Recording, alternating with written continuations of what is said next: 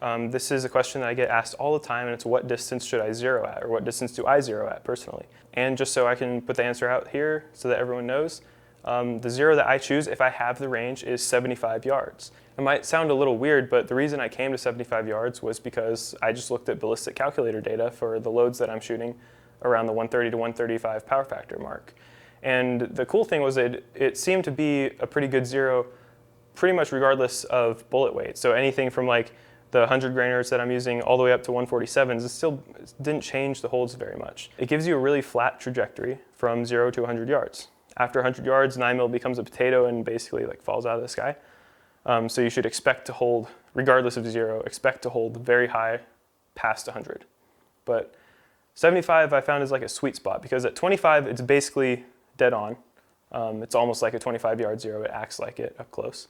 But you're way more true out there because if you guys have been paying attention and doing real accuracy testing with your guns, you find that like you might think your gun's accurate at 25 and in, but once you start testing around the 50 and plus mark, like you start to find that your bullets do weird things and they start to deviate a lot. So at 75, if you're truly zeroed at 75, it gives you way more confident shot placement if you have any target, that's out there. And at PCC Nationals, I'm going to guess there's going to be some pretty far targets, far papers that you're going to want to be sure that you're in the A zone on. So might be a good time to do some accuracy testing.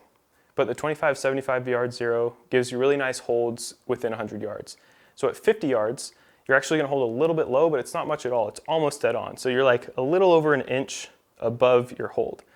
So you're going to hold a little over an inch low. And when you're out there, like let's say you're shooting a partial target, that makes it really nice because you have the border of the no shoot and the shoot target. So you just make sure your dot doesn't go into the white, but it can be on the edge or higher, and you can call a good shot. And then let's say even something crazy like a headshot at 50 yards. If you're in that head square and you just put your dot dead center, an inch high is about the A zone. You just make sure you're like in the lower third of the head, and then you'll be up, offset that inch and in the A zone. So it's really easy to shoot 50-yard targets. And at 100 yards, you're only about a little over an inch low. So it's like almost a flat dead hold out to 100 yards. Then there you have to start holding higher. But yeah, so if you guys have 75 yards available, give it a try. Shoot a group and see what your gun actually does with your ammo that you thought was accurate at 25. And yeah, give it a try. Let me know what you think about that and what your zero is now, and if you're interested in changing. All right, talk to you later.